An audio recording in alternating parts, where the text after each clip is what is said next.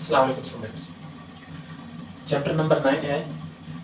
इसमें आज हम पढ़ रहे हैं, जो चैप्टर का नाम है ट्रांसफर ऑफ हीट।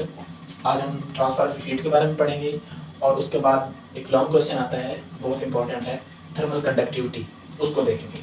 ठीक है, तो सबसे पहले तो हम देखते हैं कि ट्रांसफर ऑफ हीट की डेफिनेशन क्या है। ठीक है, डिफाइन ट्रांसफर ऑफ हीट। तो the process of flow of heat energy from hot body to cooled body. Hot body से कूल्ड बॉडी की तरफ हीट एनर्जी का ट्रांसफर होना, इसको हम ट्रांसफर ऑफ हीट कहते हैं। हीट का ट्रांसफर होना, ठीक है, यानी कि एनर्जी का ही flow. Heat is form of energy, जैसा कि आप जानते हैं। तो उसका हॉट एंड से कूल्ड एंड की तरफ, हॉट बॉडी से कूल्ड बॉडी की तरफ फ्लो करना ट्रांसफर ऑफ हीट कहलाता है। ठीक है, और ये जो ट्रांसफर ऑफ हीट है, हीट एनर्जी ट्रांसफर का जो प्रोसेस है, तो वो नेचुरल प्रोसेस है। ठीक है, it is a natural process. अब हम देखते हैं कि मोड्स और methods to transfer heat energy को ट्रांसफर करने के कितने मेथड्स हैं, कितने ज़राए हैं। ठीक है, कितने तरीक़ों से हम हीट एनर्जी को ट्रांसफ़र कर सकते हैं। ठीक है, वो 3 हैं, कंडक्शन, कन्वेक्शन एंड रेडिएशंस। ये 3 मेथड्स हैं जिनसे हम हीट एनर्जी को ट्रांसफ़र कर सकते हैं। अब उनमें हम देख रहे हैं पहले कंडक्शन को। कंडक्शन क्या चीज़ है? कंडक्शन को जब हम डिफाइन करते हैं, the method of transfer of heat from hot body to cooled body due to atomic vibrations and movement of free electrons in solids में खासतौर पर आप मेटल्स की बात करेंगे। ठीक है, ये ऐसा मेथड है, ऐसा तरीका है हीट एनर्जी को ट्रांसफर करने का, जिसमें हीट एनर्जी हॉट बॉडी से कूल्ड बॉडी की तरफ या हॉट एंड से कूल्ड एंड की तरफ ट्रांसफर होगी। किसके जरिए? एटॉमिक वाइब्रेशंस के थ्रू, एटम्स के वाइब्रेट करने से, और दूसरा फ्री इलेक्ट्रॉन्स की मूवमेंट से। ठीक है, तो एटॉमिक वाइब्रेशंस और फ्री इलेक्ट्रॉन्स की मूवमेंट से सॉलिड्स के अंदर, मेटल्स के अंदर जो एनर्जी ट्रांसफर का मेथड है, उसे हम कंडक्शन कहेंगे। मिसाल के तौर पर एक मेटालिक स्पून है, चम्मच है फर्ज किया, उसको आप हीट एनर्जी दे रहे हैं। जब आप यहाँ से हीट दे रहे हैं तो ये एंड जो है ये हॉट हो जाएगा। जैसे ही ये हॉट होगा तो यहाँ के एटम्स अपने नेबरिंग एटम्स के साथ कोलाइड करेंगे, स्ट्राइक करेंगे। ठीक है, अब कोलिजन से क्या होगा? एनर्जी ट्रांसफर होगी, और वो नेक्स्ट एटम उससे नेक्स्ट के साथ एनर्जी ट्रांसफर करेगा, नेक्स्ट एटम फर्दर नेक्स्ट के साथ एनर्जी ट्रांसफर करेगा। तो इस तरह ये हीट एनर्जी यहाँ से ट्रैवल होते होते यहाँ तक इस कूल्ड एंड को भी हॉट एंड बना देगी। ठीक है, तो यानी कि इस यहाँ से हीट एनर्जी इस साइड पर ट्रांसफर हो जाएगी। तो यानी कि ये मेटल जो है, ये स्पून, ये मेटल से है ना, स्पून मेटालिक स्पून है। ठीक है, तो ये सॉलिड्स के अंदर यानी कि इस प्रोसेस के जरिए एनर्जी ट्रांसफर होती है। उसके बाद है कि conduction only occurs in solids, मैंने आपको बता दी है। उसके बाद है thermal conductivity. Thermal conductivity important long question है। इसको स्टार्ट करने के लिए ना, पहले आपने एक टर्म को डिफाइन करना होता है, वो है फ्लो रेट ऑफ हीट। ठीक है, फ्लो रेट ऑफ हीट क्या है? Amount of heat that flows in unit time. जब आप फ्लो रेट कहते हैं ना, तो आपको पता चल गया होगा कि डिवाइड में टाइम होना है। ठीक है, जो भी क्वांटिटी आप लगा रहे हैं, अब हीट हमने लगाई है, फ्लो रेट ऑफ हीट, तो हीट डिवाइडेड बाई टाइम, इसको हम फ्लो रेट ऑफ हीट। तो अमाउंट ऑफ हीट, ये स्टूडेंट्स, जैसे कि अभी आपने देखा कि हमने flow rate of heat energy और उसके यूनिट्स पढ़े थे, और हमने अब देखने थे कि कौन से फैक्टर्स हैं जिन पर flow rate of heat depend करता है। ठीक है, factors affecting the flow rate, तो उनमें है टेम्परेचर डिफरेंस। पहला जो फैक्टर हम यहाँ पर देख रहे हैं वो है टेम्परेचर डिफरेंस। ठीक है, मिसाल के तौर पर ये हमारे पास एक मेटालिक ऑब्जेक्ट है, इसके दो एंड्स पर ये डिफरेंट टेम्परेचर है। इस एंड पर 50 केल्विन है, इस एंड पर 5 केल्विन है। ठीक है, अब यहाँ पर जो फ्लो रेट है वो मैक्सिमम होगा, बजाय इसके कि इस साइड पर 50 केल्विन हो और इस साइड पर 45 केल्विन हो। तो यहाँ पर टेम्परेचर डिफरेंस बहुत कम है। जितना टेम्परेचर डिफरेंस कम होगा, फ्लो रेट उतना ही कम होना है, और जितना टेम्परेचर डिफरेंस ज़्यादा होगा उतना ही फ्लो रेट तेज़ी से होगा। ठीक है, तो यहाँ पर मैंने लिखा कि फ्लो रेट यानी कि heat energy divided by time is directly proportional to temperature difference.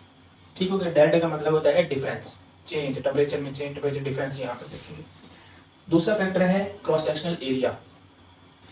जितना एरिया ज़्यादा होगा उतना ही फ्लो रेट ज़्यादा होगा। ठीक है, अब मिसाल के तौर पर एक हमारे पास मेटालिक ऑब्जेक्ट ये है, दूसरा ये है, दोनों की लेंथ इक्वल है लेकिन दोनों के एरियाज डिफरेंट है।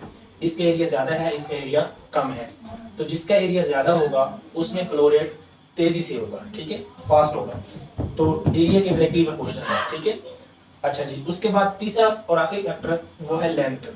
लेंथ के इन्वर्सली प्रोपोर्शनल है। यूँ समझिए कि पहले दोनों फैक्टर जो हैं उनके डायरेक्टली प्रोपोर्शनल है, टेम्परेचर और एरिया के, और तीसरा फैक्टर जो लेंथ है उसके इन्वर्सली प्रोपोर्शनल। मिसाल के तौर पर एक हमारे पास ये मेटालिक ऑब्जेक्ट है जिसकी ये वाली लेंथ है, और दूसरा ये है। ठीक है। तो इस जिसकी लेंथ कम होगी उसमें फ्लो रेट तेजी से हो जाएगा, ठीक है, फास्ट होगा। तो लेंथ के इन्वर्सली प्रोपोर्शनल। अब हमने क्या किया, इन तीनों इक्वेशंस को कंबाइन कर देंगे। तो Q by D proportional to जो डायरेक्ट वाली टर्म्स है वो ऊपर मल्टीप्लाई हो जाएगी, A dot delta T divided by inverse वाली टर्म डिवाइड में आ जाएगी, ठीक है। अब आप क्या करेंगे, प्रोपोर्शनलिटी साइन खत्म करना है। तो प्रोपोर्शनलिटी साइन को हटाने के लिए हम कांस्टेंट लगा देते हैं के लगा दिया और आगे वही फैक्टर्स वैसे लिख दिए, ठीक है। अब हमने क्या करना है, के को अलग करना है, के को हमने एक साइड पे करना है। तो के को हम यही रहने देंगे, यहाँ पर आगे के को हमने इधर रहने दिया, एल को क्रॉस मल्टीप्लाई कर दिया, ठीक है।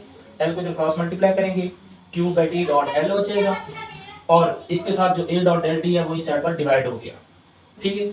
अब ये हमारे पास जो के है इसको हम थर्मल कंडक्टिविटी कहते हैं, के इज कॉल्ड थर्मल कंडक्टिविटी। अब हम इसे डिफाइन करेंगे कि थर्मल कंडक्टिविटी है क्या चीज़। जब भी थर्मल कंडक्टिविटी का क्वेश्चन आएगा तो स्टार्ट आपने फ्लो रेट से करना है, फिर फ्लो रेट के आपने यूनिट्स बता देने हैं, फिर फैक्टर्स बताने हैं कि इन पर फ्लो रेट डिपेंड करता है और उसके बाद इक्वेशंस को कंबाइन करना है। के जब आप निकालेंगे तो उस वक्त आप इस के को डिफाइन करेंगे कि ये के थर्मल कंडक्टिविटी है, ठीक है। अब जहाँ पर के लिखा ये बाकी फैक्टर्स वैसे लिखे, Q by T dot L divide by A into delta T की जगह पर क्योंकि टेम्परेचर डिफरेंस था तो T1 माइनस T2। अच्छा जी, अब हम के को डिफाइन कर लेते हैं कि के है क्या चीज। के is the flow rate of heat energy, ठीक है, ऐसे ना। ये क्यू बाई टी क्या चीज है, फ्लो रेट। इसको याद रखना, इसको रट्टा मारने की बजाय आप इसी फार्मूले से इसकी डेफिनेशन बना लें कि flow rate of heat energy across opposite faces of the metallic cube. कोई मेटालिक क्यूब है जिसके अपोजिट फेसेस, मतलब क्यूब के 3 फेसेस होते हैं ना, तो यहाँ पर opposite faces of the metallic cube, area और लेंथ से आप क्यूब के आइडिया ले सकते हैं, ठीक है। Flow of heat energy across opposite faces of the metallic cube maintaining temperature difference of 1 kelvin is called thermal conductivity, ठीक है। Rate of flow of heat energy across opposite faces of the metallic cube maintaining temperature difference of 1 kelvin is called thermal conductivity. अब आपसे ये पूछा जा सकता है कि आप इसके यूनिट बताएं, यूनिट्स ऑफ के, थर्मल कंडक्टिविटी के यूनिट्स। तो वो बहुत आसान है, मैं यहाँ पर के लिख देता हूँ। अच्छा जी, क्यू बाई टी क्या है, जॉल पर सेकेंड, यहाँ पर आ गया joule divided by second. Length का यूनिट क्या है, मीटर डिवाइडेड बाई एरिया का यूनिट क्या है, metre square dot temperature difference, इसका यूनिट क्या होता है, केल्विन, ठीक है। अब आप इस मीटर के साथ ये 1 मीटर काट दें, ठीक है, तो ये थर्मल कंडक्टिविटी का के है, इसके साथ नहीं कंफ्यूज है, ये केल्विन है। जॉल पर सेकंड किसके इक्वल था, वाट के, यहाँ पर हम वाट लिख देते हैं जॉल पर सेकंड की जगह पर। और ये मीटर ऊपर जाएगा एक तो पर मीटर हो जाएगा और ये केल्विन ऊपर जाएगा तो पर केल्विन हो जाएगा, ठीक है। इस तरह हमारे पास वाट per metre per kelvin thermal conductivity का यूनिट भी आ गया। तो ये हमारा टॉपिक एंड हो गया।